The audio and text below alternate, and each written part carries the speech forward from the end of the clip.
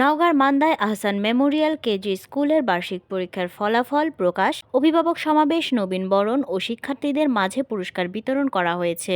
নওগাঁ জেলা প্রতিনিধি জানান, সোমবার সকালে উপজেলার তেঁতুলিয়া ইউনিয়নে উক্ত প্রতিষ্ঠান চত্বরে সুন্দর ও মনোরম পরিবেশে এই অনুষ্ঠান অনুষ্ঠিত হয়। তেঁতুলিয়া স্কুল মোড়ে অবস্থিত আহসান মেমোরিয়াল কেজি স্কুলের আয়োজনে আহসান মেমোরিয়াল কেজি স্কুলের প্রতিষ্ঠাতা পরিচালক শফিউল ইসলামের সভাপতিত্বে অনুষ্ঠানের প্রধান অতিথি হিসেবে উপস্থিত ছিলেন ৯ নং তেঁতুলিয়া ইউনিয়ন পরিষদের চেয়ারম্যান এস.এম. মোখলেসুর রহমান কামরুল। বিশেষ অতিথি হিসেবে উপস্থিত ছিলেন মুজিবুর রহমান, কবিরুল ইসলাম, অত্র বিদ্যালয়ের প্রধান শিক্ষিকা আমিনা খাতুন, নুরুল ইসলাম, আলহাজ নাসির উদ্দিন, হাফেজ সেলিম রেজা, জাকারিয়া কৃষক দল নেতা হারুনুর রশিদ সবুজ সহ অন্যান্যরা। এ সময় অভিভাবক ও শিক্ষার্থীদের উপস্থিতিতে পরীক্ষার ফলাফল ঘোষণা করে অতিথিবৃন্দ কৃতী শিক্ষার্থীদের হাতে পুরস্কার তুলে দেন।